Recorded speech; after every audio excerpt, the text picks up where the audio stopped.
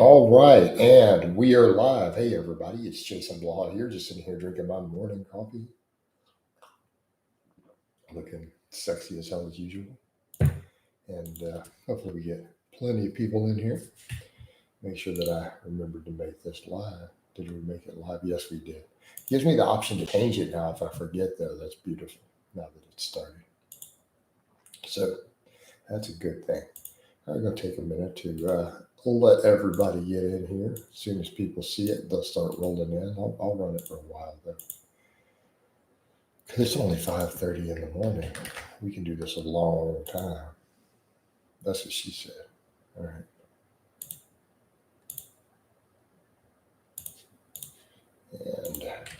And nobody in. There we go. First viewer coming in. Hit the like as soon as you guys get in.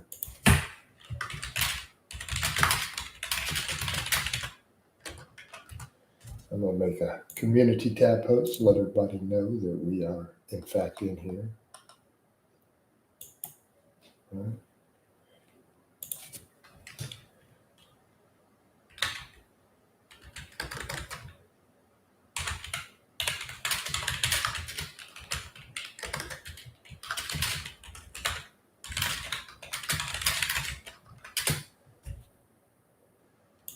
Right. All right. Okay, good. Peppermint, big beyond belief. Haters, some nice guitars. Thank you, beyond belief, Coach. I came as soon as I got the call. Hit the like button, guys. Yep, that's my guitars. That's my Gibson Les Paul and my Fender American Stratocaster. Right. What are you drinking? Well, what's the title? What's the title of the video? It tells you that this is a coffee chat. Therefore, same thing I always have. I don't have any calories before my post workout shake, and I don't eat any real food till afternoon. So it is just black coffee.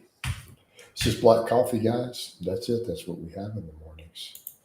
So let me make a couple little other posts here, and I will get back to you guys, and hopefully we'll get more questions, comments. More of the regulars will come in as this flows along, of course. All right.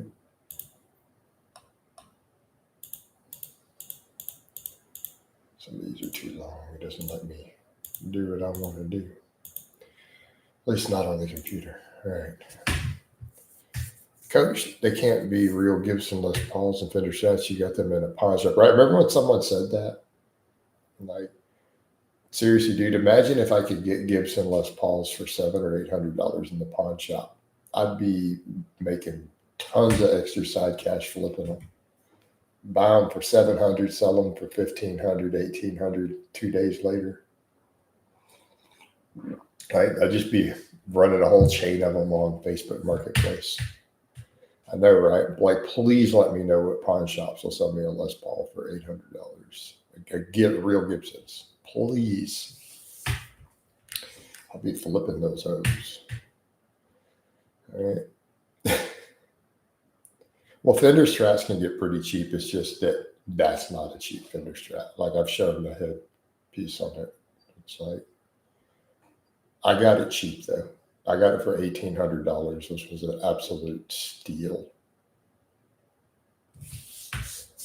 You know, because it's a American Professional too. They were having a big sale at Guitar Center. I got it on one of their guitar-thons. Yeah. Yep. I'm going to try to get stuff on sale. We can avoid MSRP. We do that. You have to be smart about things. What do you mean? No, not really, dude. No. You do realize it's not uncommon for some of the Les Pauls right on the shelf. Of course, that was the Fender. Beyond, it's not uncommon to see Les Pauls in the $5,000 range at the guitar shop. Then you start getting into the standards, you get into ones with good wood. I've seen 1959s auctioned for as much as 150 to 200,000. Yeah, the Gibsons are usually locked up. So, they're usually like on the top shelf up locked with locks. You gotta have a ladder. Um, but I've seen Les Paul 1959s go for 150,000 on average.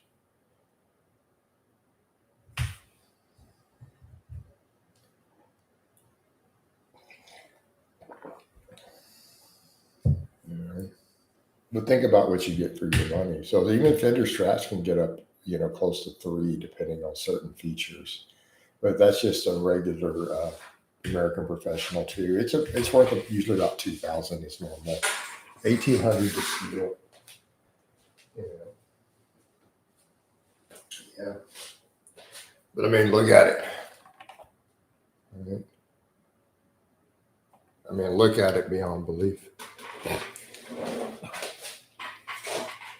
This one needs new strings, though, right? Needs new strings. All right.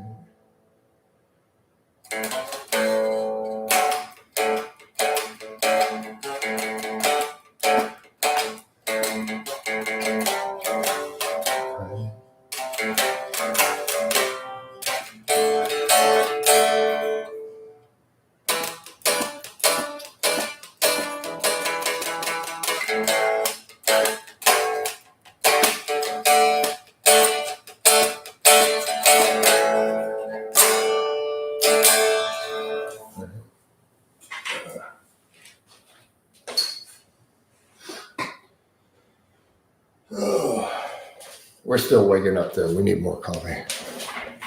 No, it's pretty normal, dude. Decent guitars are over $1,000 on average. There's your man of many talents. I try to be. But what Coach needs to do is, I need to get some more coffee. I'm going to be right back.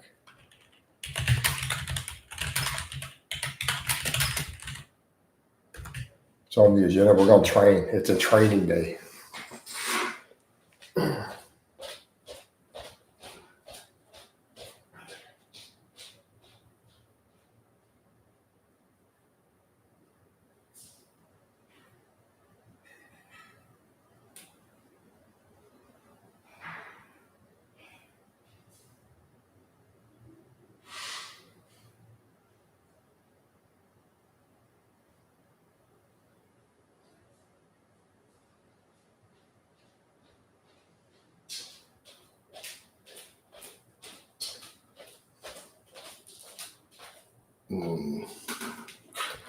All right, we're back, guys.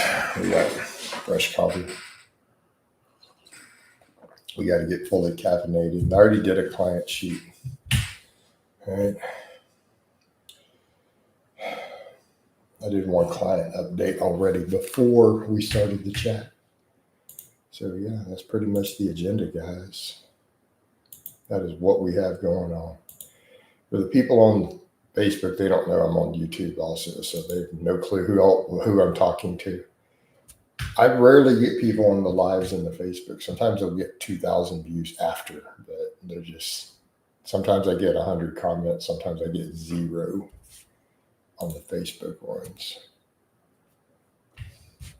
Facebook's been a little slower this week on total outreach.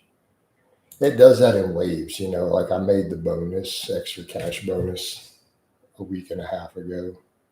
Like they throw these challenges and I blew it out of the water, so it gives you extra money on top of your regular. And then it's been slow after.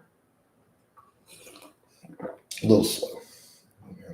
It's always up and down. Just the way it works. So people often wonder, they'll see people on Facebook and they don't know why we put the hashtags in there. It's because we're getting challenges thrown at us that we have to get so many reach for different hashtags. And if we get reach with those hashtags, we get an extra money in our bank. But only if you put the correct hashtag for that challenge.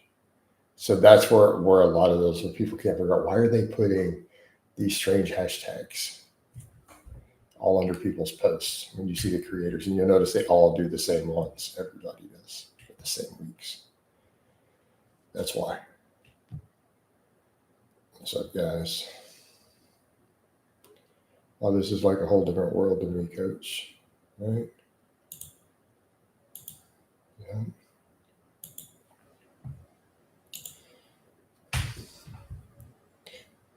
Yeah. The only downside with Facebook is they do delete your lives after 30 days. So the ones stay up here, but the version of it streaming on Facebook, they only keep it 30 days. So I guess it cuts down storage. You don't get those nice. No, they don't. It'd be nice if they did. They gave us challenges. They're like, we'll give you an extra $1,000 if you eat this challenge. No, they don't do stuff like that.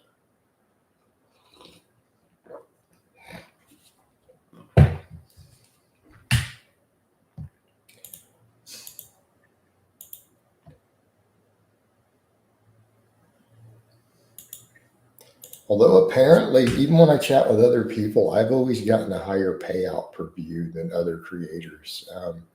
Because I look at what some people get for traffic, and I'm like, you got to be clearing $500,000 a month in money, and then you're looking at their lifestyle doesn't reflect someone worth $20 million.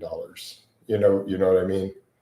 So you got to wonder like I've noticed. I've talked to other people, and they're like, they'll get $1 per 1,000 views. Like my channel has never got that horrible a pay. Like I've never only made $1 per 1,000 views ever on YouTube. That's insane. I've had videos that made $12 per 1,000 views before. Good morning, Jace. Good morning, Psych. What's going on, guys? Everybody hit that like button. Hey, Jason, do you still think of alcohol as a pee? I mean, it can, but you shouldn't drink it. I'm extremely anti-alcohol. Right. I'm extremely anti-alcohol. You're aware of that, right? Especially since I've been sober. I'm coming up on my 7th year. So February 18th will be, so I'm 4 months away from 7 years sober. So I've not had a single drink. And if you type something stupid in reply to that, I will ban you. Like you make a post and someone says, oh, we should celebrate with a drink. It's like just auto ban. Like I couldn't even imagine someone saying that in real life. I'd probably shoot them. I'm just kidding. I would. I'm kidding. Oh my God. People are going to take it serious. But not really. Not really kidding about the kidding part. All right. I think that should be a criminal penalty. Someone who's sober, for you to offer them a drink knowing or to joke, should maybe be just losing a hand. Maybe not death penalty, but some sort of serious. Maybe death penalty.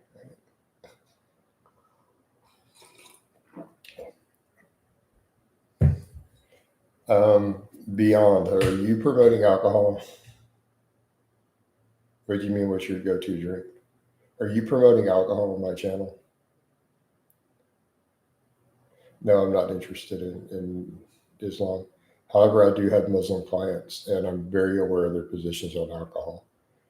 And so we do have a mutual agreement there. Like one of my Muslim clients actually has said he really respects the fact that I push anti-alcohol on my social media, that I push sobriety as a critical part of fitness.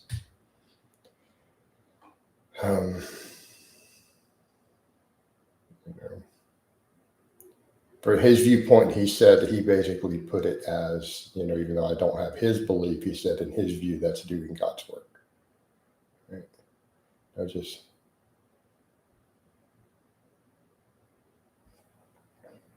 Right. Oh, Lord. Oh, Dad.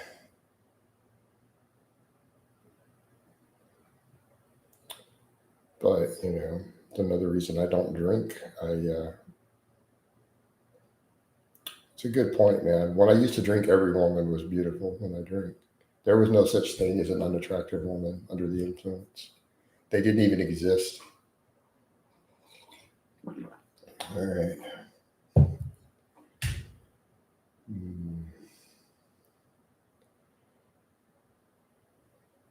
Yeah.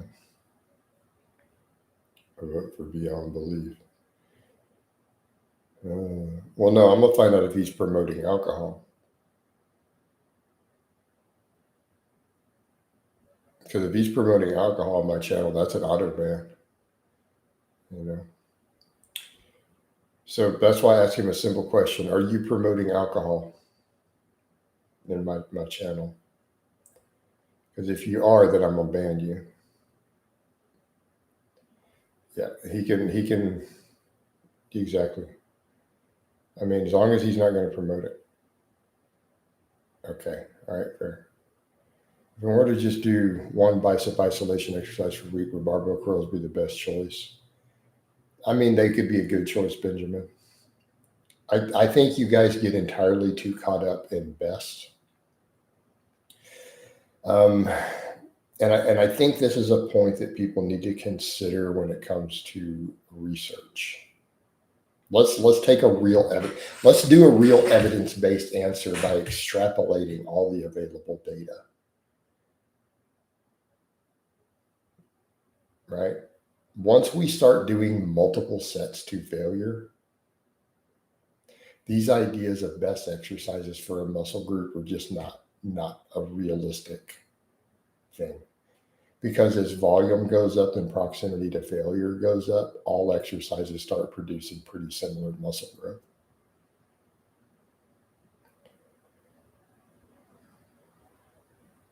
So, these sort of questions of a best exercise are suited to people who only want to do 1 or 2 sets a week and maybe not go to failure. Like if you want to leave 3 reps in reserve, you only want to do 1 or 2 sets a week. This is where we have to have really serious evidence-based discussions of the best exercise, right? Because it matters. But what happens when you start doing, say, 8 sets for a muscle group a week and they're all within 1 rep of failure or to failure? I don't think it's going to matter a whole lot as long as it's a good exercise. Like, does it work the muscle through the majority of its range of motion? And I feel like that's a fair extrapolation of all the available evidence. Does physical fitness bring forth mental fitness? It can absolutely help. I don't know what Keenan flaps are. All right. Hey, Beyond. So do you want to know what the leading researchers have said? So, or we want to set aside opinions? 1 drink a month increases your risk of 7 types of cancer, according to the current newest cancer research around the world. 1 drink a month increases cancer risk in 7 types of cancers. Alcohol is the most carcinogenic thing we consume regularly as a species. That's not my opinion. You can get data. The WHO, actually, that's their official position, and you can go look at all the research. This is the leading researchers. Keegan flaps are wrapping your elbow to a cable machine, adducting your arm laterally. Yeah, I don't have to use any of that. I think you should do weighted pull-ups instead. There you go.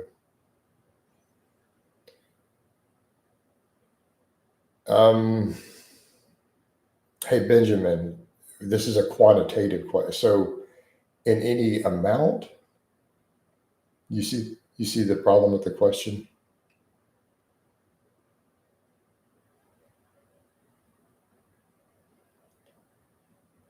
Hey, Beyond, you do realize I literally make fun of that line. Everything causes cancer. Everything just got to have some fun. Like, you do realize how stupid that is, right?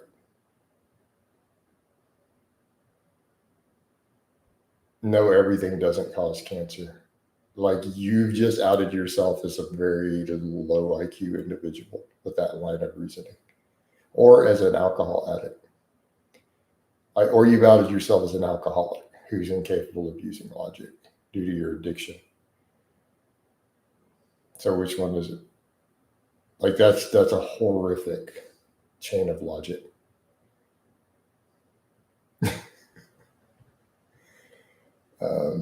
Benjamin, I mean, in the context of the answer, yes, alcohol is going to be worse than, and please let's not use sugar. I hate when people shorten it to sugar because that has a different meaning. All right.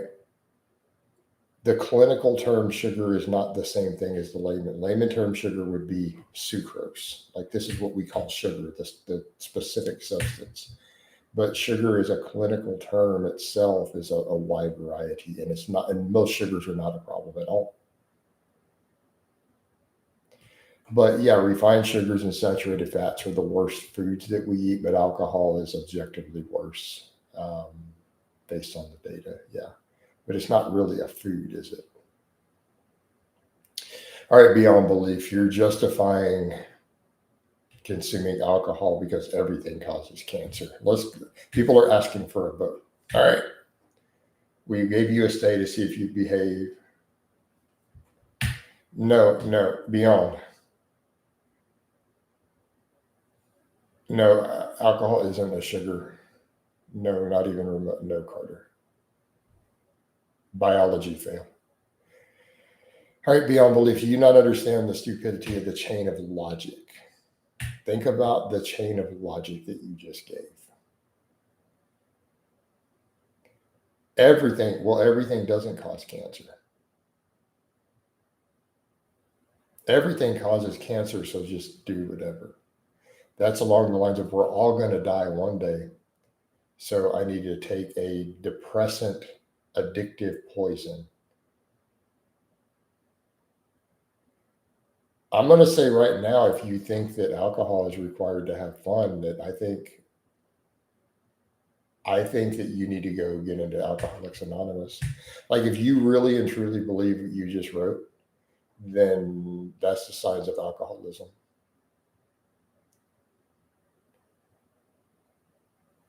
So I'm going to urge you to go get into a self-help or you need to get into a program.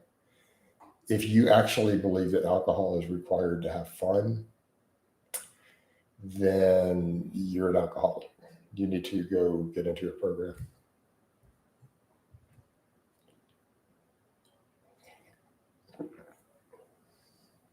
And I'm being serious when I say that, unless you were joking.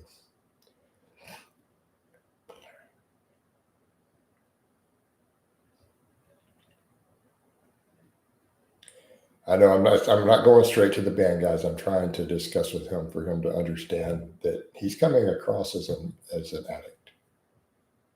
Right?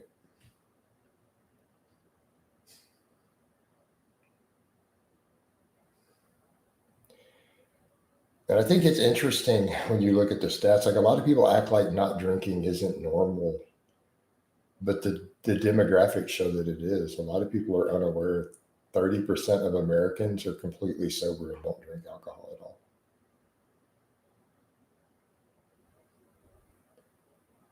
No, read what you wrote beyond. You wrote you got to have some fun. So in other words, the implication that you need alcohol to have fun is a sign of being an addict, yes.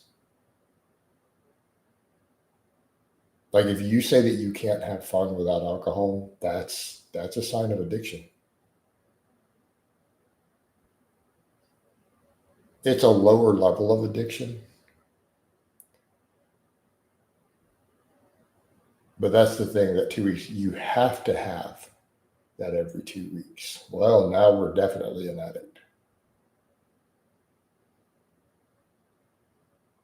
You don't have to drink every day to be one. Now, I was drinking at my worst, I was probably drinking an entire bottle of wine every night before bed. Well, making YouTube videos too. Like I was still lifting and training doing that. In fact, I was running Bulgarian during that time. I was squatting every day. But notice I had recovery issues.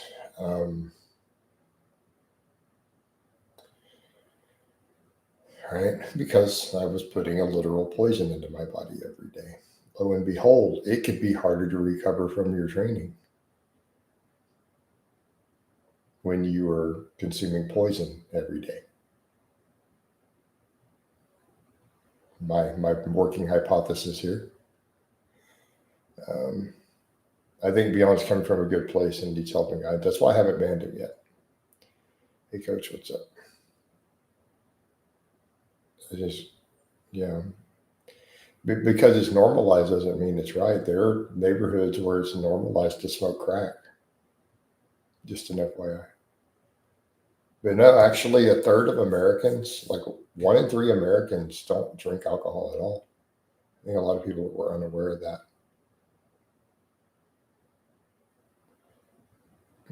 What's going on, Lars? Yeah, I mean, there's that to some extent in the U.S., but it's like people are different about it here.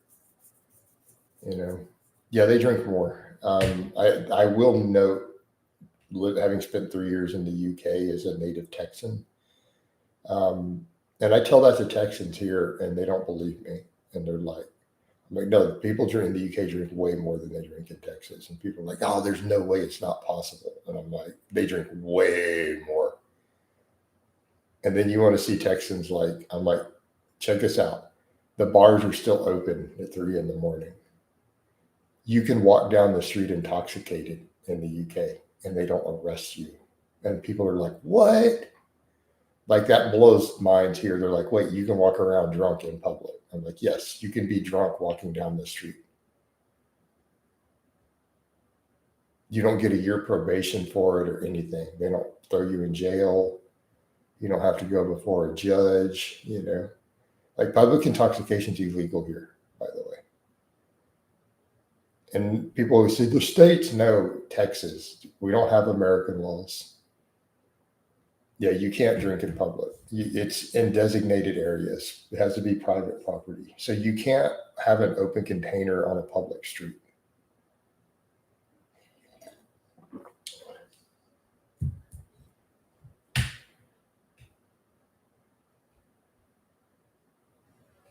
Right.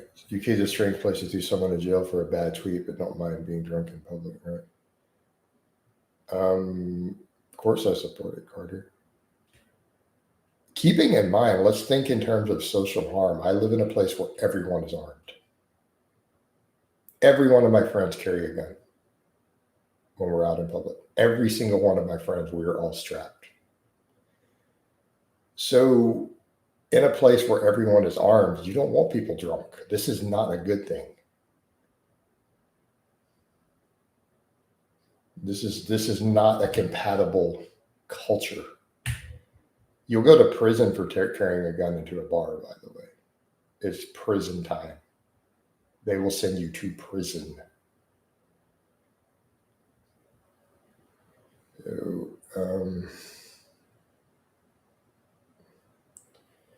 Hey, Kalma, do you have evidence that people in prison get jacked faster?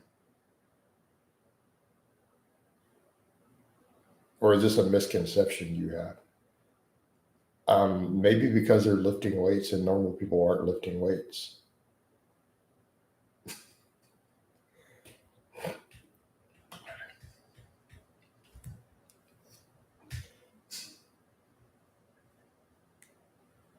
I'll give you a prevailing hypothesis there too. How many people who go to the gym actually work out though? Like, really? If you're out in a prison yard and all they have is racks and barbells and dumbbells and nothing but free weights, versus you go into a gym where you can goof off and sit on machines and play around on goofy little silly stuff, you don't think there's going to be a dramatic difference in the results? Because plenty of people go to the gym and just do cables and machines and some light dumbbells. Well, of course they're not jacked.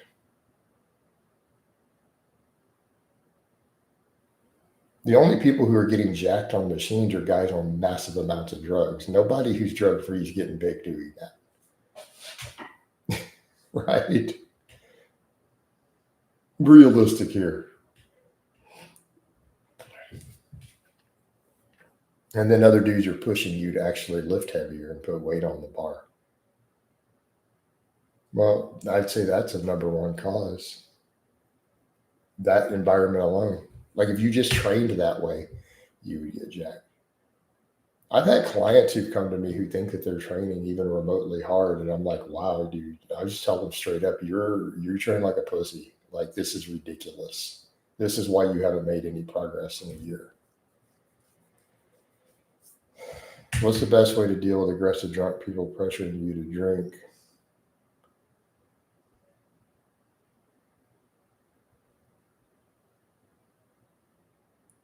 Um,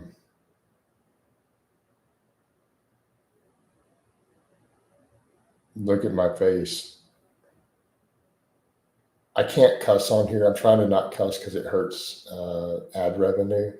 But there's going to be some F bombs dropped, and I'm going to put them in their place real fast. They're not going to like it.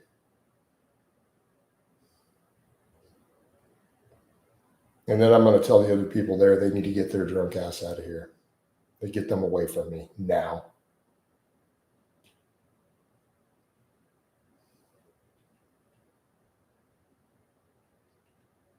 We're going to have a talk about whether that person is going to be allowed to be at future social events.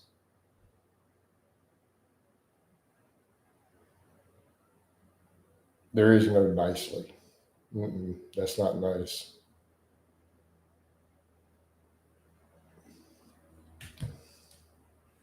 I mean, there's like my circle. If we're chilling and doing stuff, there's rules. Like you have to be voted in to even hang with us. It's like people have to vouch for you. There's no, hey, I'm bringing a friend along. Well, we need to know who this person is. You don't bring them into the circle without discussing it. Right? They're gonna hang out with us. We everyone needs to know ahead of time. Hey, this friend of mine, I'm gonna bring home. This is who they are. This is what they do. This is I'll vouch for their behavior. You don't need to know how big my circle is beyond. Why are you asking about that? So I'm talking about inner circle. Yeah, we pretty much have Capel votes. Like there's people who are not allowed to hang when the group is there because we have a circle of trust. I'm not talking about my big network of friends. I'm talking my real circle. You don't bring strangers in to hang with us. Like we need to know who they are.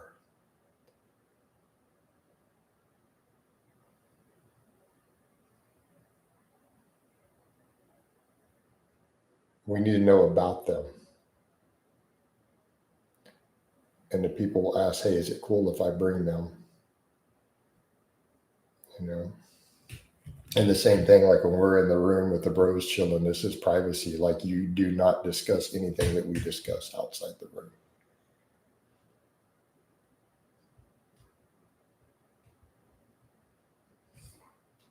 Because dudes vent and stuff.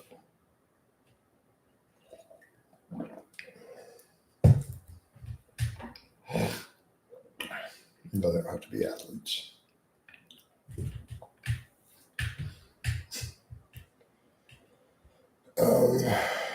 No, it's just friends. This is how my circle of bros are. This is how we operate. Not a secret society. It's my friends. These are my lifelong bros. Um,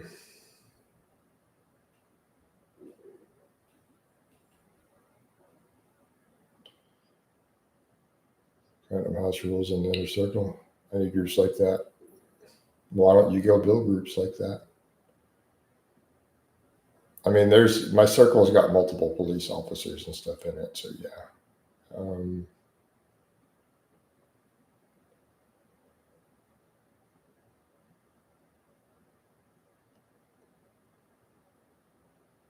It's just the way it is, and you guys should have circles. Why don't you guys have circles like that?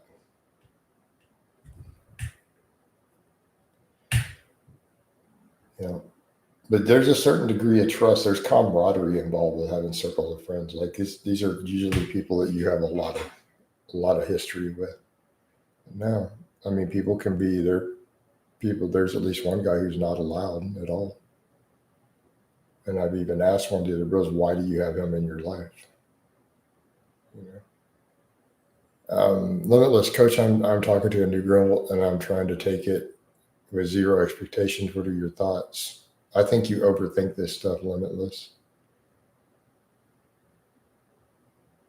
Right? Limitless, I think that you way overthink these things to your detriment.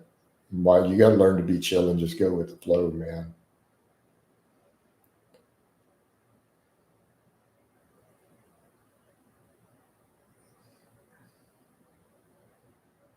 Well, yeah, it's a problem.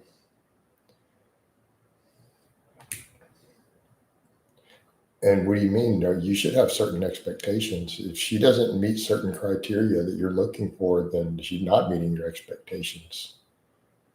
You know, like what you're talking to a new girl. Like what are you trying to get out of talking to a girl? No, because it's not going to show the veins. It's the sunlight coming through. The overhead light doesn't do it. Wait till the sun comes up. Then I have veins everywhere as soon as the sunlight comes. But it's 5:50 in the morning, so you know. Okay.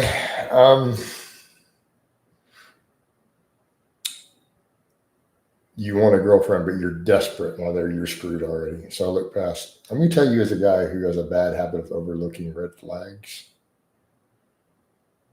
I have a history, and again, everyone knows this. You know, I mean, let's put it in code. A lot of my close people in my life know that Jason loves 304s historically. Um, Someone who has a bad habit of overlooking red flags because she's hot and sexy and is really good at giving head, you know. Um, I can tell you this doesn't work out. Don't overlook red flags. Don't do it. Speaking as a voice of experience, you will bring a great deal of pain upon yourself.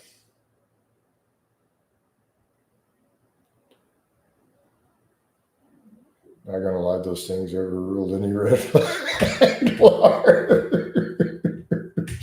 Right? It will, like, especially, you know, because like Lars already knows. It's like if usually if you finish and she just keeps sucking for the next 15 minutes, still that's you're willing to overlook a lot of red flags at that point. Um, Much to our detriment,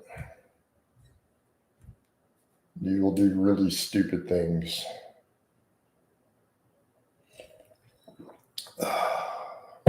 Yeah, Lars, it sounds like he's been there before too.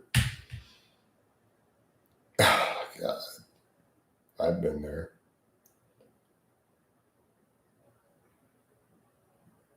Yeah, you married? Are you still married to her, Lars?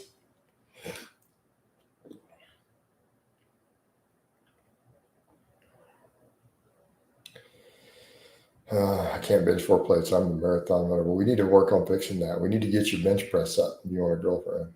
Right? Just saying. All right. Actually, I'm thinking, okay, cool. Uh, is there a correlation between your bench press and a girlfriend? Yes. Yes, there is. Keep in mind, this is the channel you're on. Of course, we're going to tell you that. That's right. You need to bench at least 2 plates aside.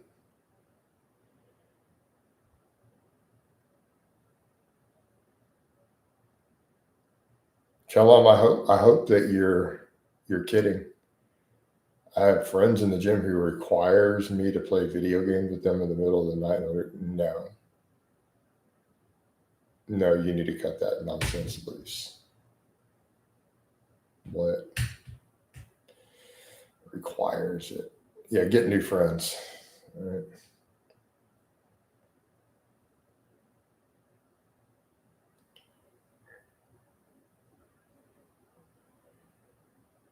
EJ, I don't know how many times to tell you don't try to hit on women in the gym.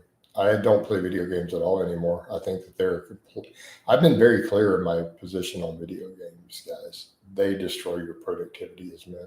Anytime I was video gaming, I made less money, had less sex, and had less overall fulfillment.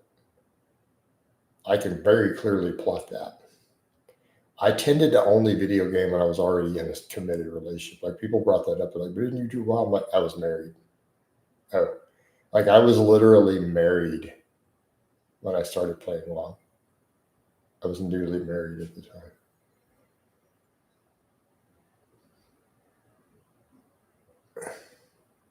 Chris says, just propose and be done with it and move on. She will come return stronger in a month. Well, hey.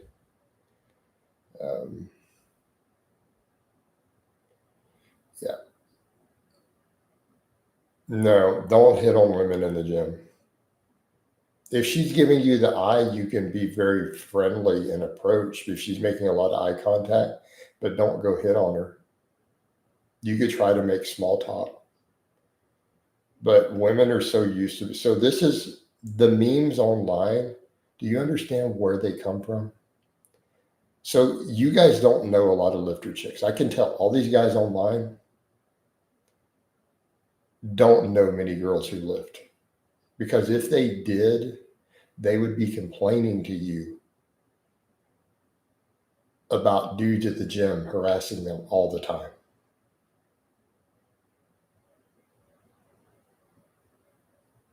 Okay.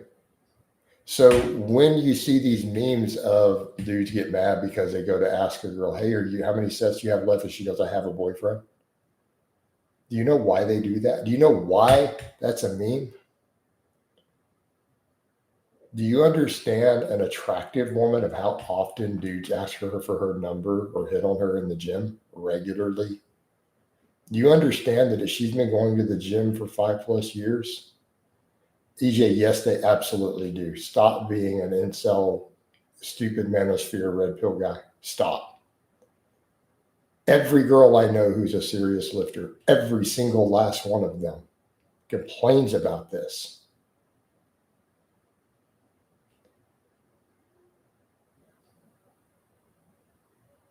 Every last one of them. Like I could think of at least 10 or 12 women I've known or still know who complain about guys hitting on them at the gym. And it's not just Texas, it's all over the place. It is a literal, they're like, it's like a plague. They're like, I want to just work out and be left alone. I don't want dudes coming over asking me out over and over and over. Like they get sick of it. No, dude, it happens all the time, guys.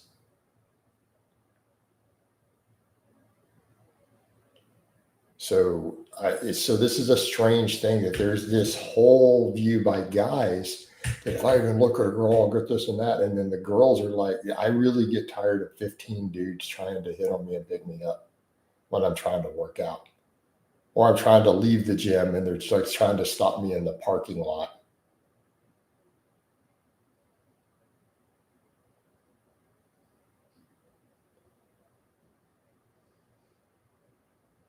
Wow, Dad, you don't think that they at least want to look good? So women wear makeup everywhere that they go. Does that mean they want to be hit on?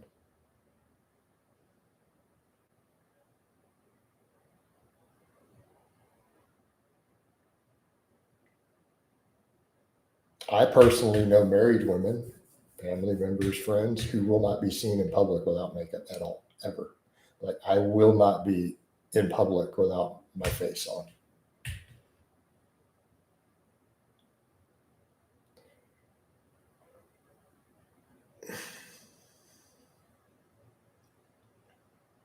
Right. Yeah, I mean, women will hit on you guys. I mean, I don't.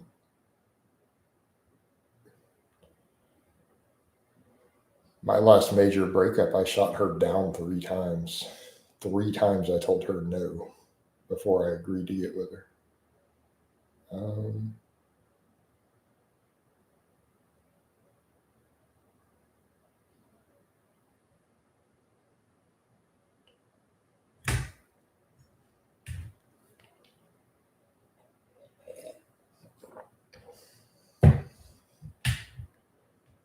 Hey, Limitless, I don't want to tell you why I told her no. How about we don't go into all the details as to why?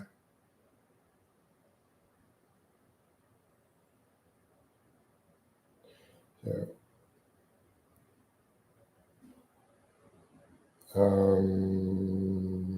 In the gym, keep in mind, are we talking what era?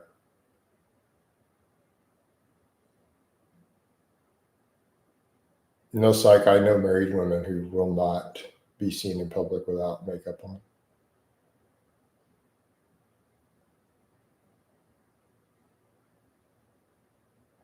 Like, I have a family member, she's married to a millionaire. She will not be seen in public without her hair done and her makeup on at all, ever. And she'll tell you that straight up. She's like, no, absolutely not. It's not even an option. My mom was like that, actually.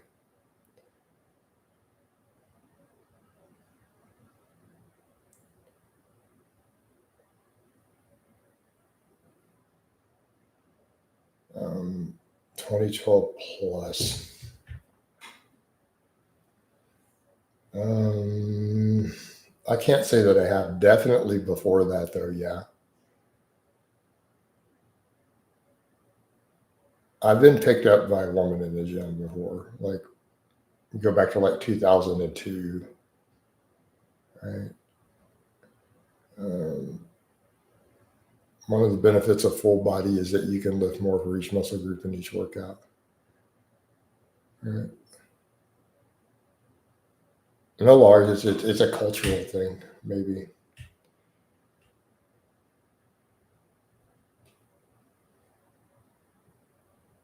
Right. I think this is a cultural thing here, guys. Where I live, this is, yeah, it's kind of a big deal.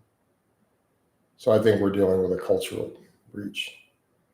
I know lots of women like that. They will not be out in public without their face done.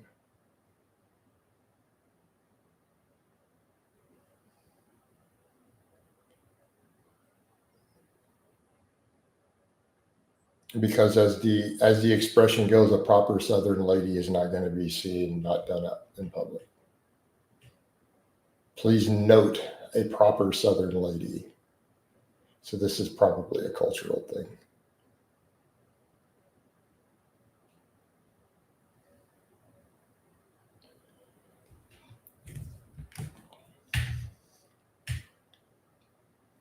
Yeah, that's a good question. It's like Peppermint asked, since you're a woman, and I already know, I know plenty of women who complain about this to me personally. So in Australia, is this a problem? Like, do dudes hit on you and try to pick you up in the gym in the middle of your workouts? All right.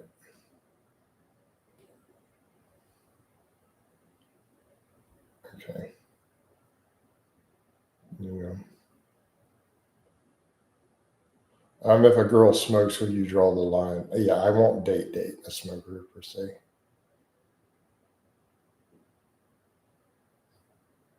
Like, are you going to ask, have I had friends with benefits who smoke, or you ask, like, is this wife material? Those are two very different questions. Um,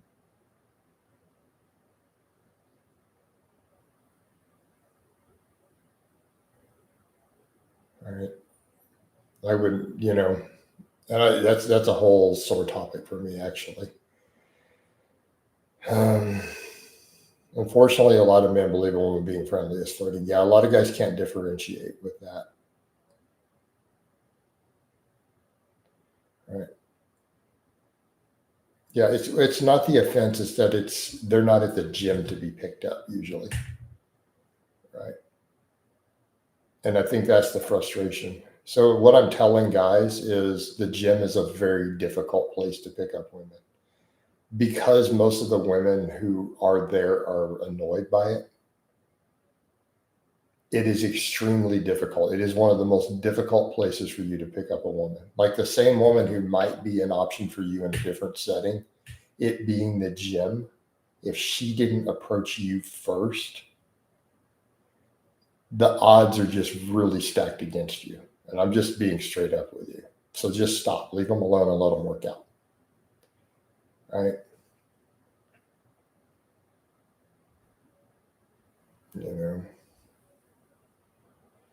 And that's exactly what it is. Dudes are, and they're like, I'm here to work out. I'm not here to get dick. Do we really need to talk about Brittany? Let's just not. Like, you want her full life story? What are you asking me? Like, what happened to her? Like, when you ask that, I'm expecting that you're wanting a 20-minute life story here. Do you want the cliffs? I broke up with her and kicked her out. Do we need to go further than that? I kicked her out of my condo and changed the locks.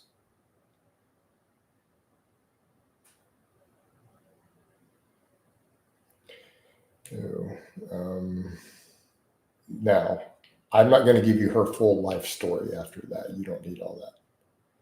What happened to you? Well, you know. Then she went on to, you know, you guys are weird. Like, why do you care about 3 or 4 girlfriends ago? Y'all be cray cray.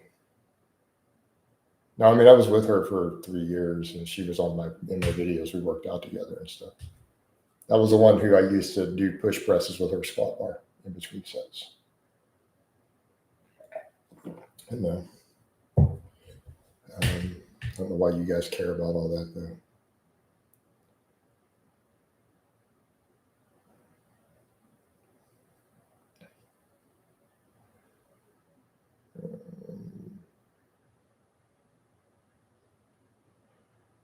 You know. But no, I did not marry her. That was a point of actual contention. She was kind of pissed about that. I need to get coffee. Let me be right back. I need coffee.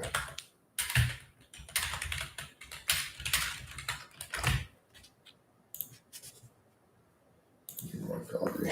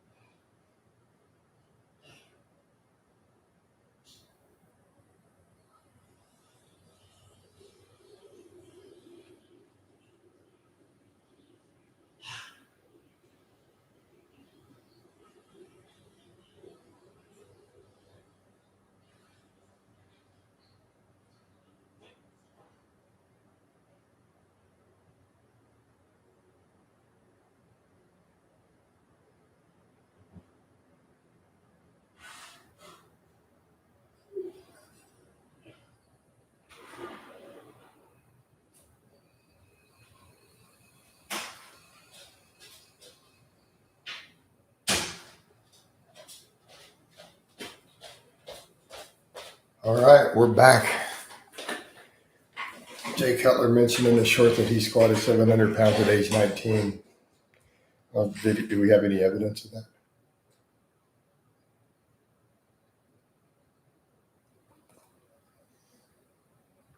I remember we had this one chick at the gym recording herself during a workout and had a caption to her post about creeps looking at her. So the owner banned what? Cray cray.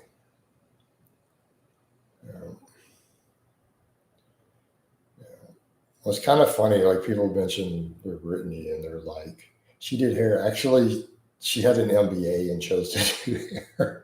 She actually had a master's degree, but then became a hairdresser. You know, but there were a lot of problems there.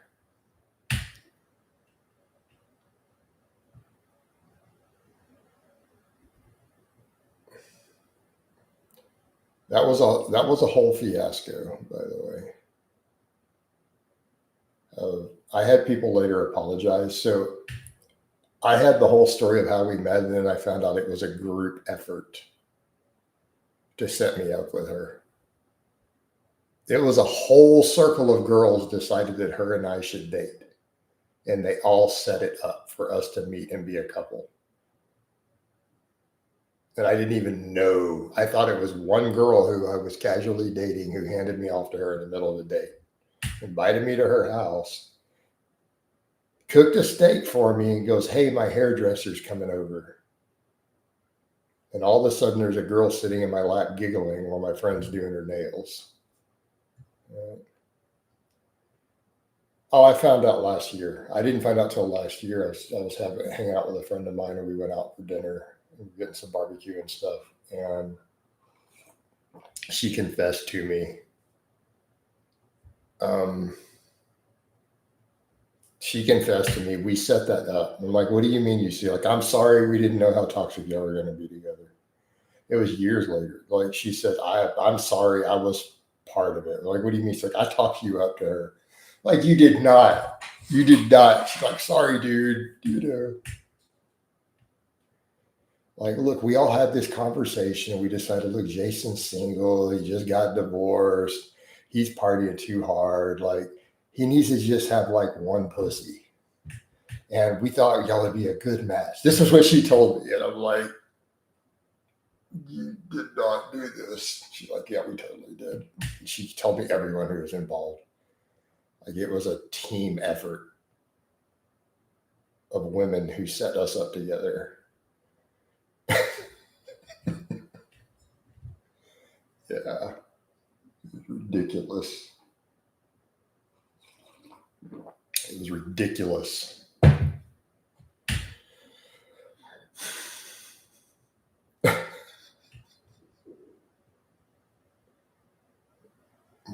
Women, why do y'all be like that?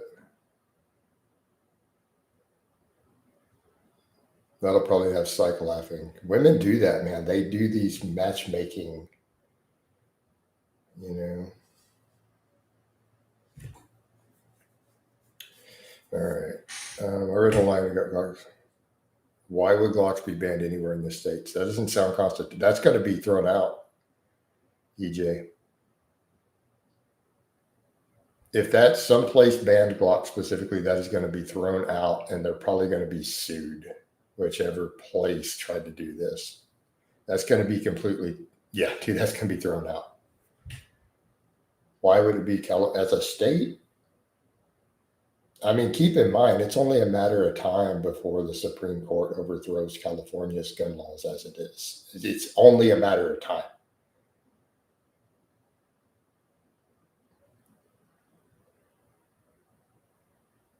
Hypnotize happens to me too. I'm a guy working in a place with 7 other women. They're all older. I'm 26. They always try to get me to date the interns that are my age. Yeah. Yeah. They will set you up. They play matchmaker. But take it as a compliment. They think that you're a good guy. Right. And I think that's the difference. And I hate to break the bad news to you guys, but if no one is trying to set you up in your circle with women that they know, that's not a good sign. You got to fix some stuff. Right.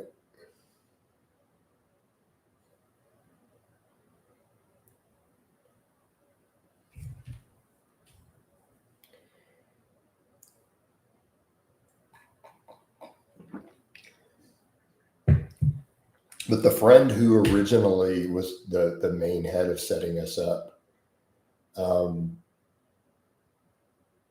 she asked me during her divorce, because she was finally divorcing an abusive husband she had been separated from. She was scared of him, and we were just friends. And she asked me, would I go to court with her to keep her safe from the guy on the way in and out? And I agreed to. And then we agreed to have dinner and just casually date with no expectations of a relationship.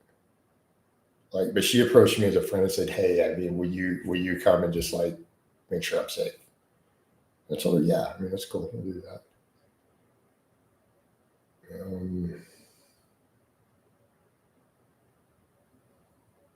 Right.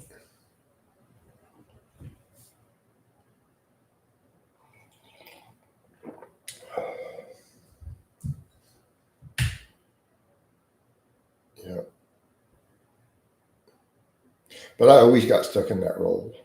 Like, I always got stuck in that role. I was always a designated driver. So those groups of girls would be like, hey, there's this party or event we want to go to.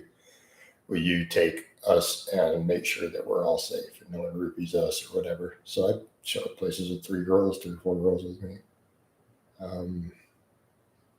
That was just normal back then. That from that whole circle. Like, so that was just kind of Jason's job.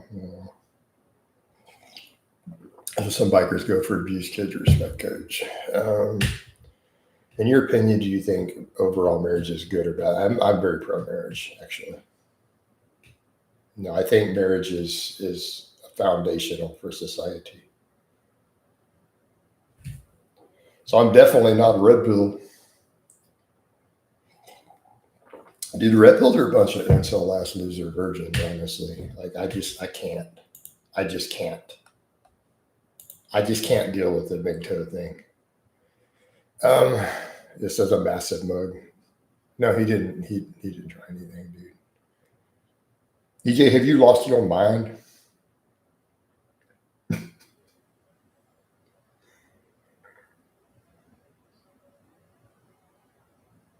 he didn't try anything.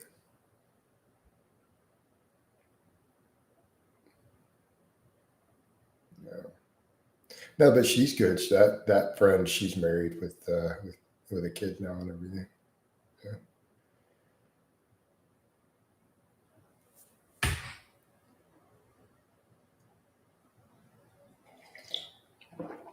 Yeah. I mean, it's pretty big. I mean, that was right after I got back from the UK. So that was, you know, early 2015. But this is a circle of friends I've known way before all that, right? I knew some of this circle since high school. Um,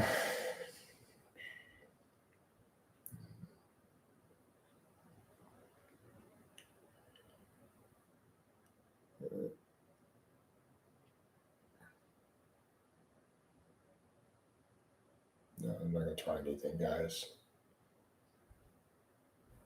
Yeah, I was always known as a guy like, yeah, always a guy Jason can depend on. Well, it's mainly because I was known for not taking advantage, just in general.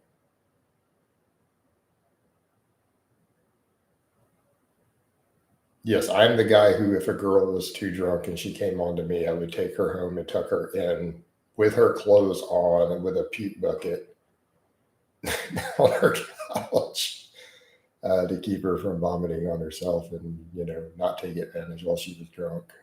Um, that's pretty much who they know. Um,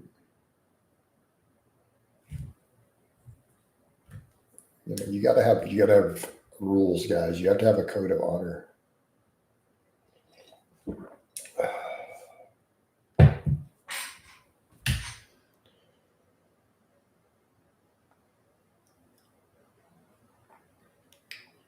That is the defining characteristic of a man.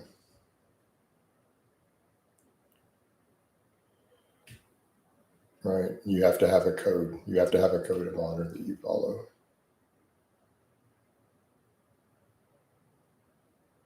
Little boys are dictated by their whims. They do what they feel like doing. A man has a code that he follows.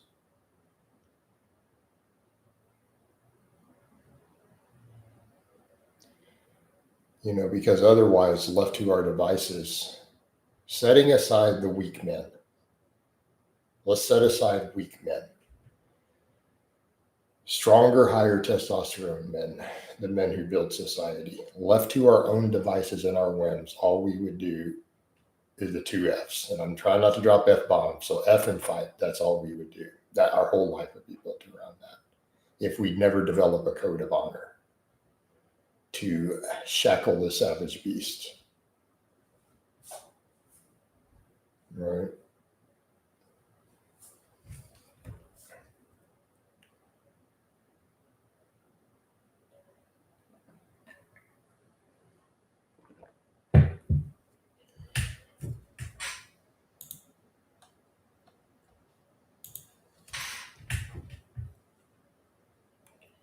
Are you a fan of Tom Cruise? I can't say that I have an opinion one way or another about Tom Cruise.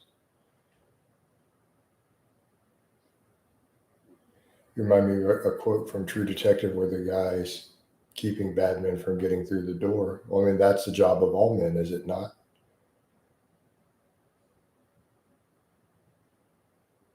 As a man, it is your job to protect others from bad men. That is part of your social role. What is the role of men? EJ, what is the role of a man? List our roles. We're protectors, providers, and mentors. Okay. Those are the roles of men forever in every culture, every tribe, every continent, going all the way back. That is the roles of men. Well, no, I've given you our roles. Okay. So oftentimes, what does a protector mean? You're keeping the bad men at bay.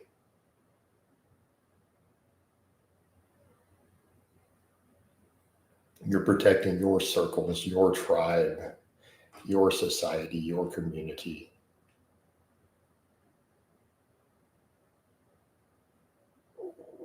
Right? Oh, I spot it real quick. When dealing with other men in person, I know if a guy's a piece of crap real fast.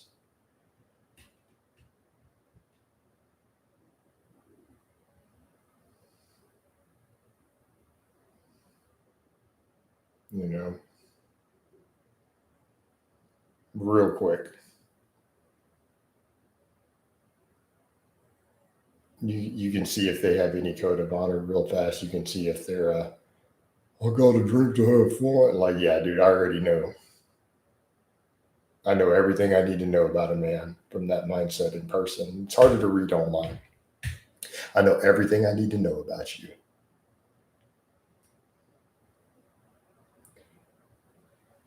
Hey Giga, I am above the draft age by a significant margin. How old are you, Giga? How old do you think I am? I know you see me deadlifting 600 plus pounds and doing all the repping out 315 on the bench, running.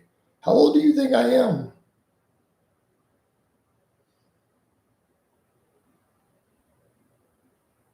I'm above the draft age, dude. What are you even talking about? Who said anything about World War III? What a silly question. What World War III? Who are we going to war with? So, dude, I'm way above the draft age. Oh.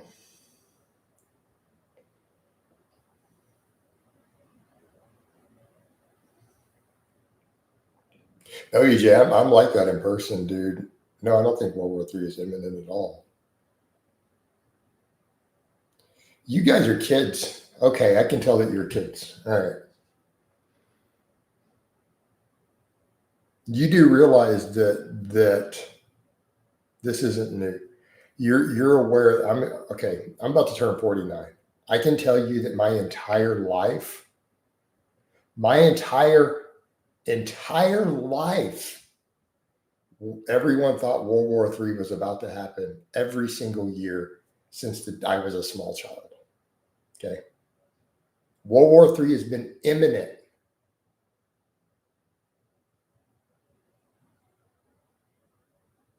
It's happening next month, my entire life. You guys are too young to realize this.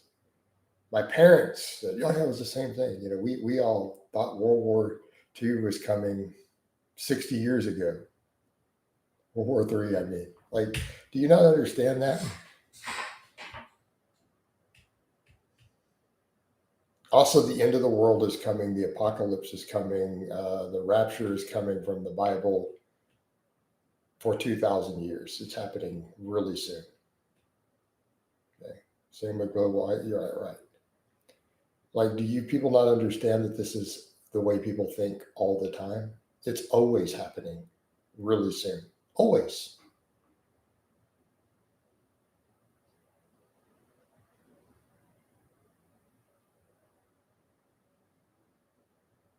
Like even me growing up, I play metal. I like metal a lot. I like Iron Maiden, 2 minutes to midnight. Like, think about how old that song is. We're on the cusp of nuclear war all the time. Be ready. About to happen. I've been hearing about World War III since I was 5 years old. Right? This is a nonstop discussion. So, um, any day now, it's happening any day now, guys. The biggest one of my early adulthood was the Y2K. And I know everyone thinks it's funny now. So you never kicked off even with, with 9/11, right? That took us pretty close. Like that completely changed American culture.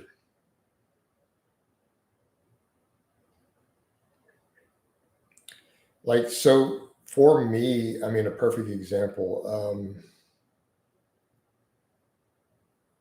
You said in one of your recent videos, it takes for most people about 10 years to figure out what they're doing in the gym. I found this, it's very true. Yeah, it takes about a decade. You need about a decade in the weight room before you really kind of get it. Right. And that's pretty normal. About 10 years. That's why I don't even argue. I have people try to argue with me about stuff they've been working out 5 or 6 years. I don't care. I don't care about your opinion at all. And I'm not being mean. It's that I've been doing this 25 years and I really do mean no one with less than 10 years of training experience has really any idea.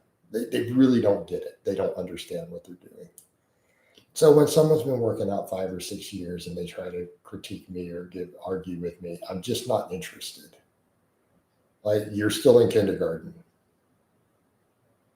Yeah, like it's at that point, it's like a kindergartner arguing with a school teacher.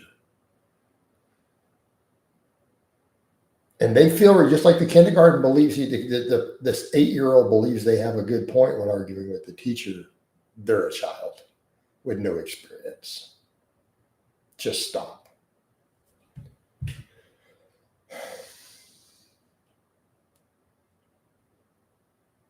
Chad, Coach, how can we base dietary needs on 1.5 grams of kilogram body weight? Or if a person's obese, well, Chad,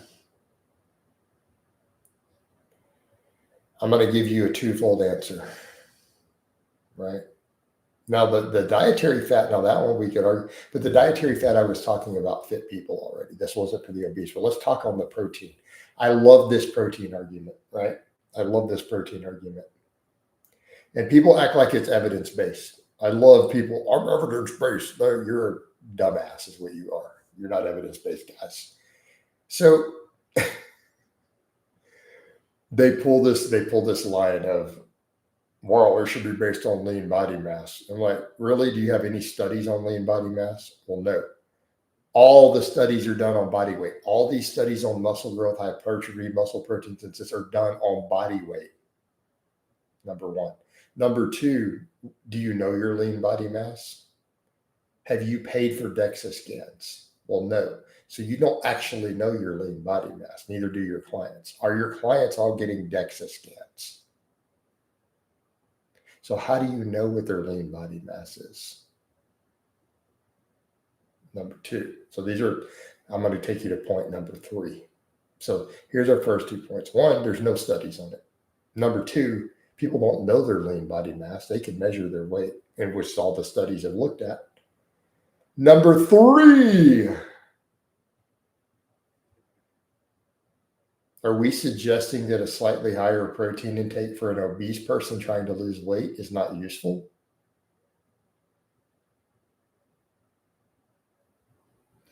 Are we really concerned that an obese person trying to lose weight that added their total allotted calories into 20 or 30 extra grams of protein is going to hurt their fat loss?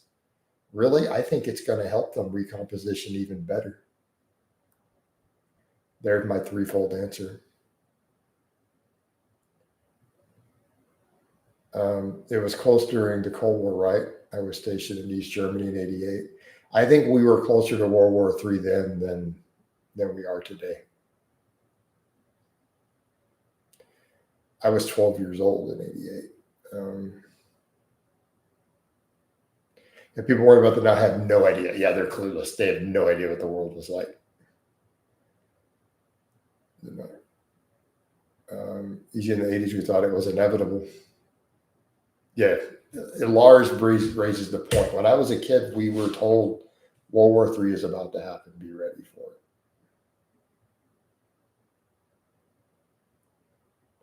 Imagine without the internet. It was on the news, EJ. The news told us on the television to be worried about it.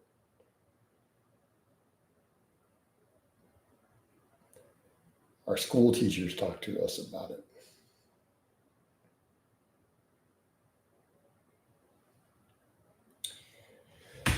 So, yeah, you get used to living with that fact. Now, what I will say about 9/11, and this is the interesting fact. So, when I say that the US is probably going to get rid of stuff like the California gun laws, so do you guys want me to explain why? This is all due to 9/11.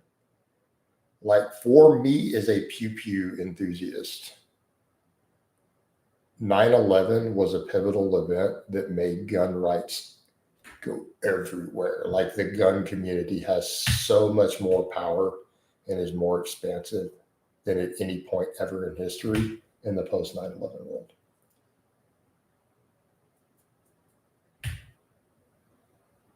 And a lot of people are not aware of that. The entire community around it shifted, to my perspective.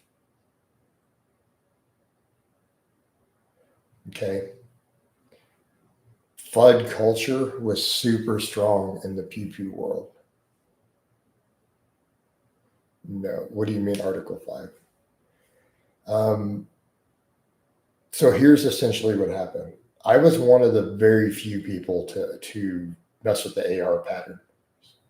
All right, so the AR-15, I was an early advocate for the platform.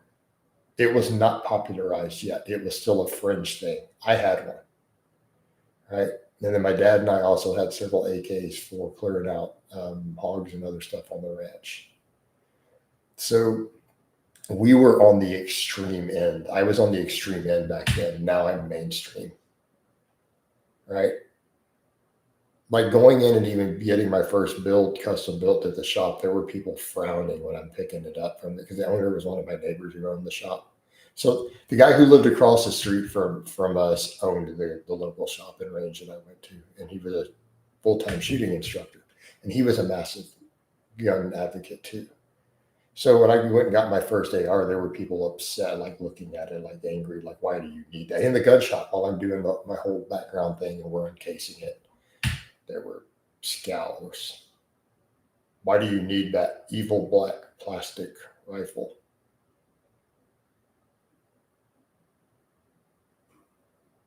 You're not going to hunt with that. It's got to have wood. Wood is good, plastic is bad, right? So that's how you tell a good gun from a bad gun. Wood versus plastic, right? This was the old school of thought. All right, it's got all that black plastic on it.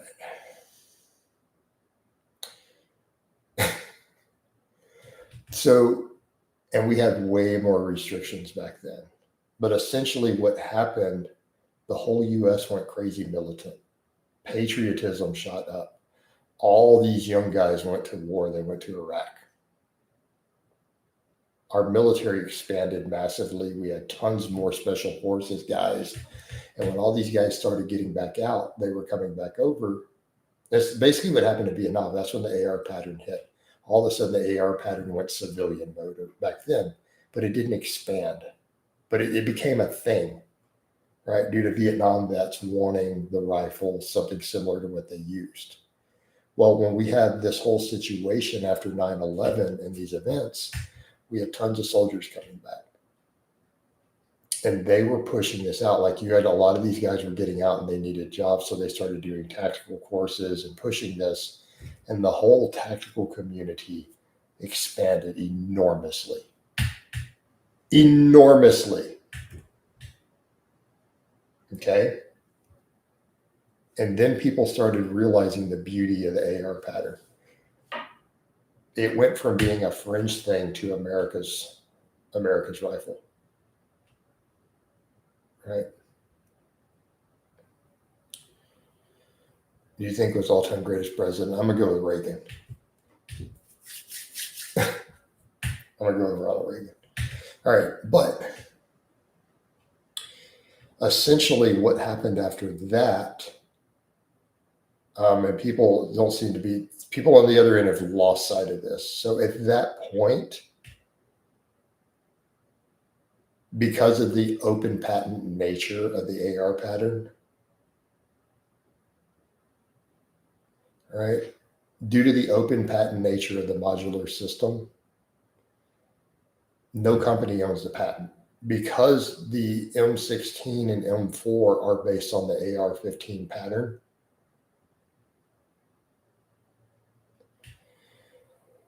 it's open patent design. It's required for them to have contracts to bid. So with it being open pattern and it being a modular platform to where you can plug and play, it's insanely adaptable. And so what you have is you have then a standardized platform that every company can make parts for, and 30 different companies can build their receivers, and they're a platform. It's like Legos. It's like a block of Legos. You can build whatever you want. You can make it do anything you want. All right, you can build it for 15 different roles. You can rebuild it for any specific type of hunting, any sporting event, any tactical thing that you want to do, different types of competition. So it's a modular platform off of an open patent-based design so that standardized holes and threads and everything are in the receivers. So every company could build parts. So it became the dominant platform. It is now what everybody has.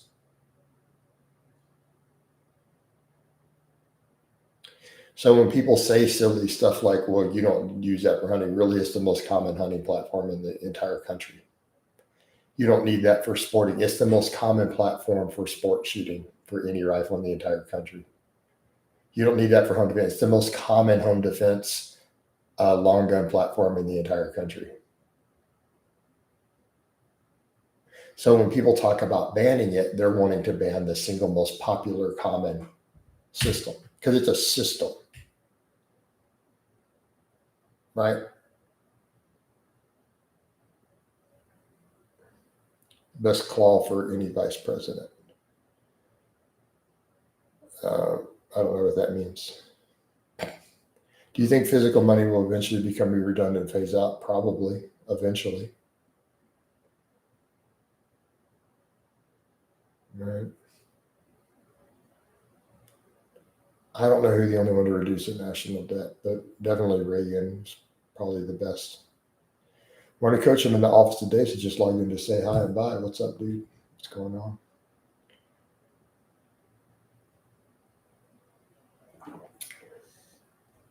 So people don't understand that, and so then they'll hear, oh, the AR, and they don't understand. It actually stands for Armalite Rifle Model 15. That's what it stands for. Because Armalite was the original company, designed by Eugene Stoner. Good stuff, Ryan. Coming along, man. And we're down under 230 now, so we're zooming in on that. Right?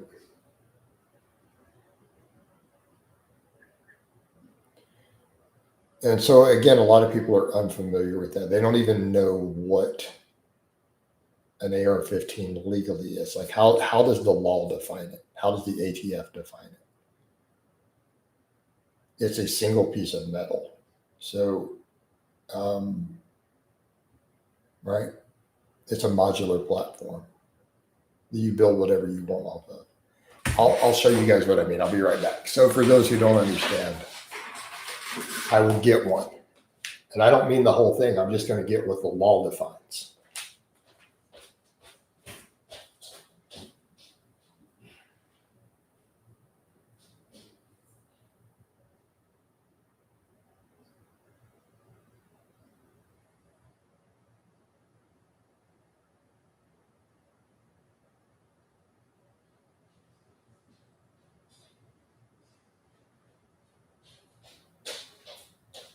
So this,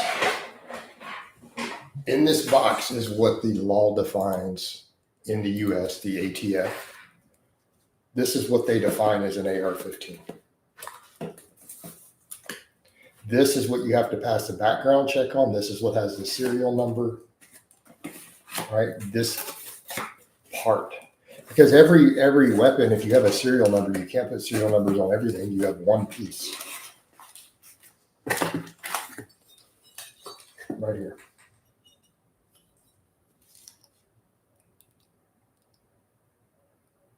All right. This part is what is legally defined. So if I walk down the street with this, I am legally carrying an AR-15 by federal law. This is what has the background check on it. This is has a serial number. If you're legally prohibited from owning a firearm, you're in possession of an AR-15 if you have this piece of metal. This is what the law defines as one. This is a modular platform with standardized holes. Hence, we call it mil spec, military spec. Is to an exact specification with a patent. Well, it's an open patent design. Okay, standardized platform, and you build whatever you want off of it. So when people say, "Why do people want that? Why is it so popular?" It's a standardized modular platform that you can build into 200 different. What do you mean? There's no sights on it at all.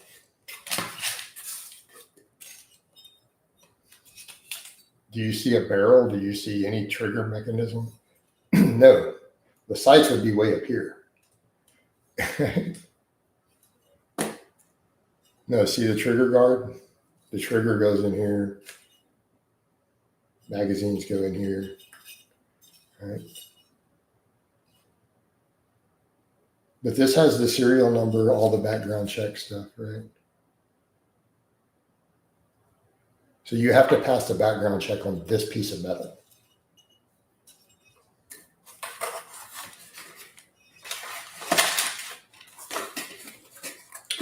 You understand, EJ? This is what legally, according to federal laws, this in the US, this is what the ATF classifies as an AR-15, right? In a legal sense.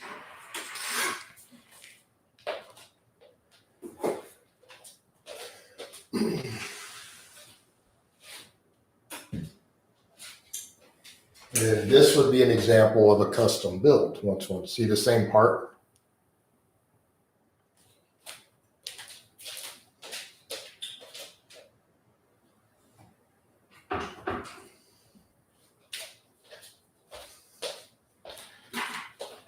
So, just for any clarification.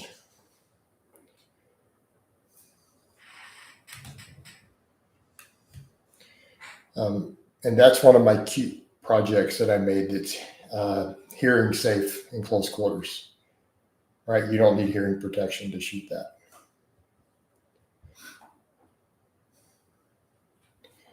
I've got videos up of me popping off with it, and it's like, wow, sounds like clapping your hands.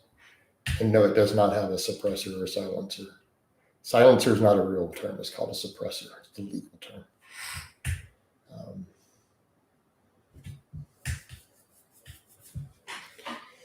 Knowing a little bit of physics goes a long way. So yes, I built one that's quiet.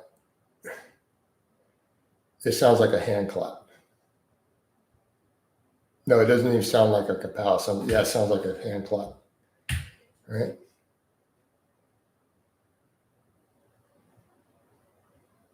Can't believe production. I don't know what that is. What does that even mean? I've never heard that term in my life. So, yeah.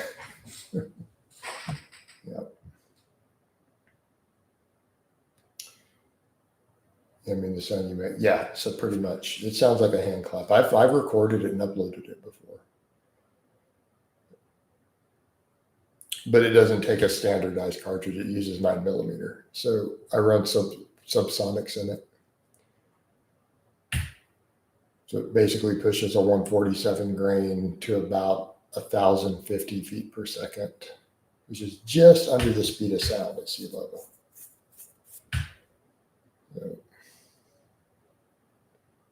But the hollow points still expand at that velocity. So,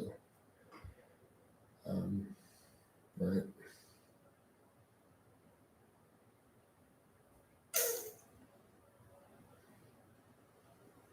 How many grains of gear do you think, Zach?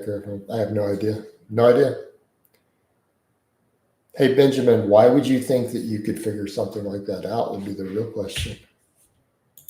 You know, that would be the strange question. Like, why would you think anyone could give you an answer? Like, I'm shocked at what guys take sometimes. Like, I'm really shocked at the astronomical amount. You couldn't, there's no way, Benjamin. There's no way you could look at someone and know these things. And the reason I say that, I'm sometimes shocked at how high people's doses are. Does that make sense?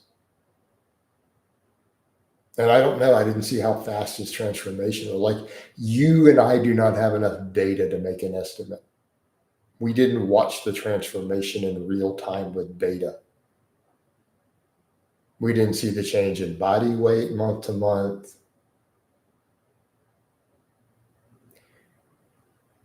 I met guys significantly smaller than me on 2 grams who use 2 grams a week.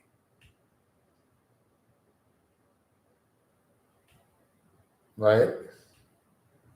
They have bigger delts than me and everything else is smaller. Their whole body is smaller than mine, but they'll have delts, you know. It's almost comical, right? To sign the coach got to do more lateral raises at this point, just added back in. So I mean, how do you even know? And I've seen dudes get pretty dang big on 500-600. Yeah, their whole musculature is delta loads, right? I mean, how many of those guys are out there? Look on social media and tell me you don't see it all the time. Like, that dude is all delts.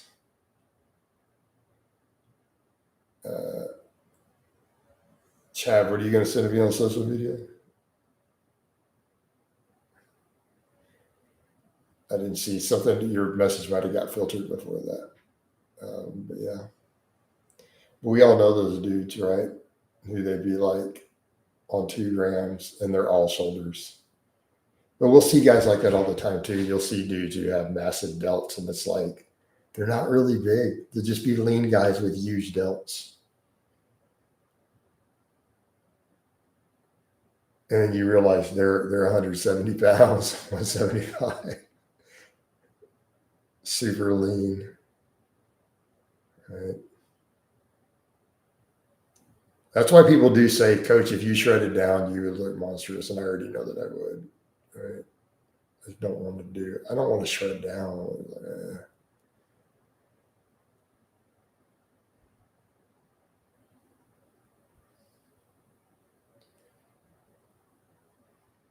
Hey, Fortnite, do you know how moronic your statement is?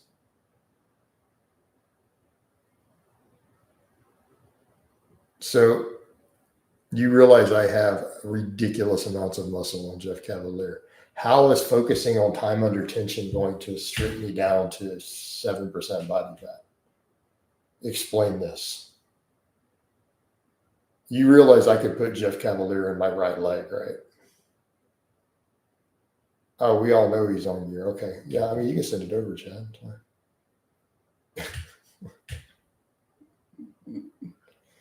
Are you sure my biceps are actually smaller than Jeff's, or am I just that much bigger than him everywhere else? Might want to think about that. Now, granted, my left one did have a chunk of it cut out. Right. The doctor took out a pretty big chunk of that one. So,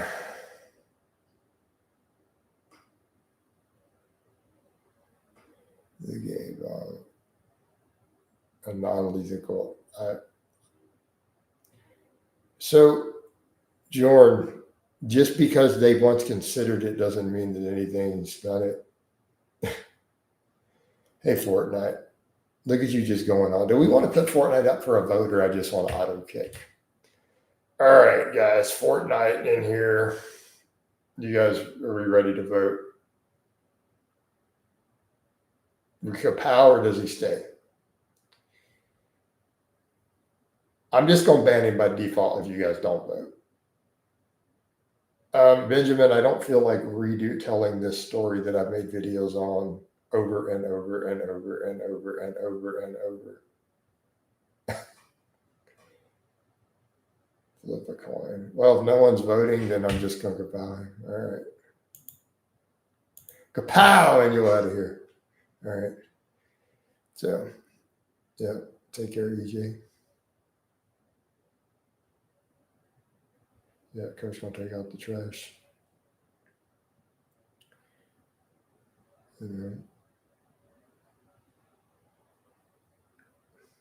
I'm only mentioning it because it's a factor why my left bicep's a little smaller. I get really tired of re-explaining this. I just do, guys.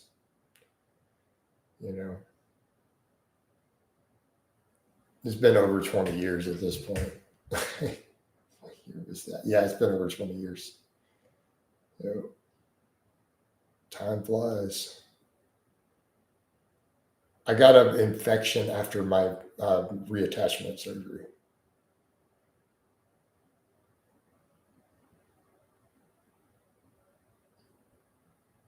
It got dirty through no choice of mine. Like I slid into a drainage ditch, changing a tire on the side of the road in a rainstorm. And it got dirty and infected. So, long story short, yeah, I got to see the piece he took out. It's necrotic tissue. So, like I had to be on tons of antibiotics. So, yeah.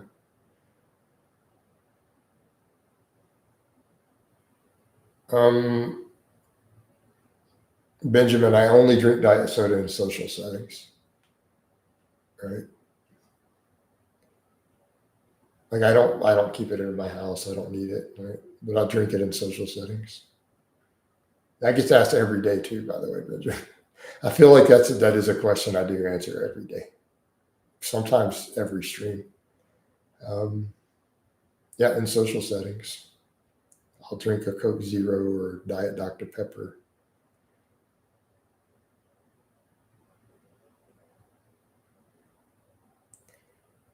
Yeah.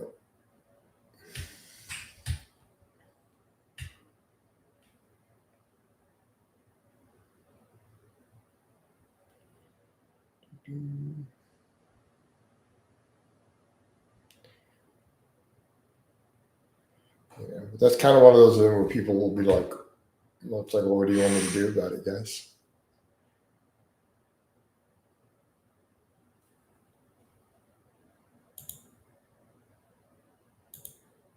Right? A soft drink. Next, you're going to be in here calling it a pop. I laughed the first time I heard someone call it a pop. I was visiting some family. I was up in Michigan visiting family the first time I ever heard the term pop. And I started laughing. Like I'd never heard a soda called a pop before. The Brits call it, "Oi, mate, you want a fizzy drink?" I've never heard that till I was in the UK. Yeah. So it's interesting when you travel and you hear these different colloquialisms. Right? So way up in Yankee land, they call it a pop.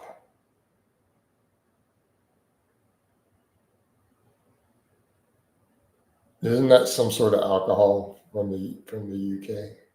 Earn brew. Isn't that like a beer or something? Why are we talking about alcohol in here? This is a very pro sobriety channel. Yeah, Northern England call it a pop too.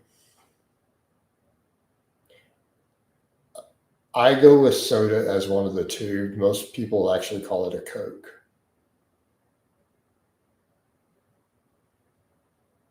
Like everything, most people in Texas, probably over half, just call it Coke.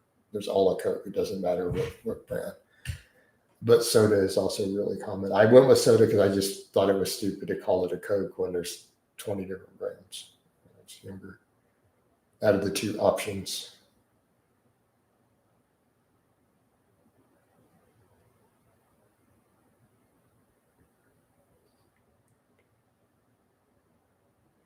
Have I been to the Grand Canyon? Yes, but it's barely memorable. I was probably, I guess, maybe 15 or 16. Like I barely remember it. It was just like a family trip and vacation. So if you were to ask me details, I'm not going to remember it.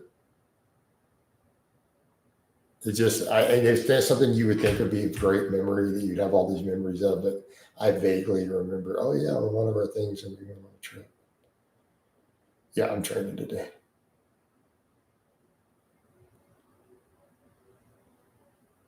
Hey, Giga, no, that's stupid. That is it's absolutely stupid.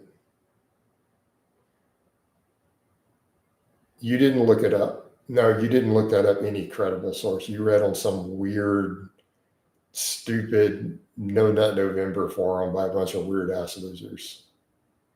Is where you read that. You didn't read that in a credible source, or you just made that up. It releases too much test. Jesus Christ. I mean, wow. Like, who wrote that crazy stupidity? Did a high school dropout write that who'd never passed a biology class? Did a 15-year-old write this somewhere on some no fat forum? Wow. Think about this biologically of how stupid that sounds. Peppermint, you have a biology. You have a biology background. You have an advanced degree in biology. Someone is writing somewhere that masturbation releases too much testosterone. As a biologist, how do you feel about that statement?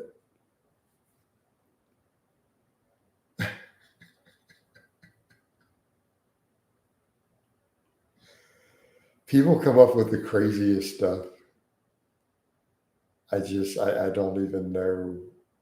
I don't even know what that actually means. Like I don't even comprehend. Yeah, you're just like what?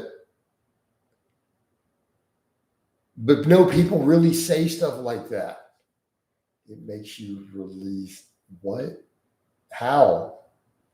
Like, do you have a biological mechanism by which? Yeah, exactly. Like how and what mechanism? What? You might as well just claim that it makes the sun eclipse. I don't know. Just something random. I don't. Yeah, it doesn't even make sense, does it?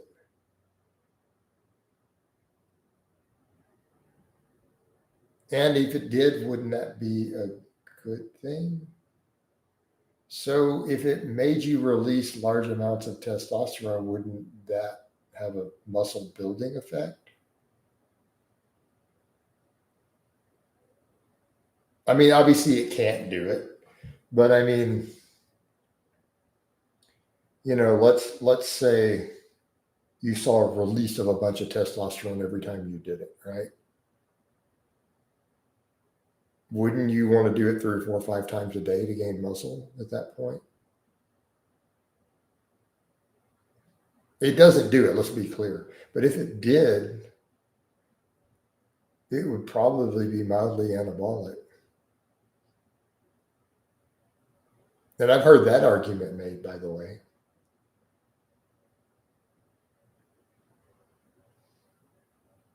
I have literally heard that argument made biologically. That because being hypersexed or particularly watching violent or bondage type porn seems to cause the highest spike in men's testosterone release. I've seen someone argue that someone should, if they wanted to maximize all possible last ounce of muscle growth, that they should be, yeah, they should be watching really violent bondage type porn 4 or 5, 6 times a day. I've heard that proposed, but that's a sort of ludicrous hypothesis. But at least they would have a mechanism of some type to where just more production in theory. But, you know. Then again, I've made my own trolling jokes with that before too. All right. You guys remember I made a joke, I think, on it. I made a joke on this. Gosh, it was over a decade ago, and I think I did it one time. I mentioned it might have been a Q&A where I'm like, "Oh, dudes, for a pre-workout, I'm like, just take your girl to the gym and smell her panties right before a heavy lift, so you get a spike in testosterone." I was joking, but I think I did say that. Like, dude, that's like right before a heavy deadlift, you get that boosted test. Oh Lord.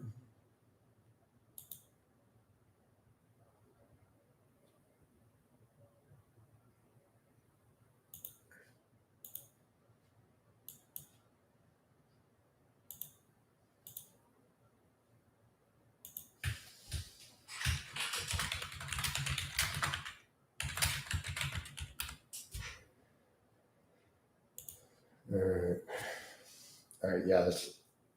For example, scrolling through pics of girls in between says maybe you have some, but it's going to be so transient.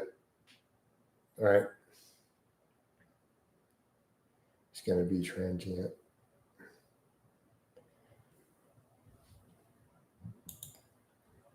All right, guys, I'm going to go ahead and wind all this down. I think we're good for today. I'm going to end the Facebook.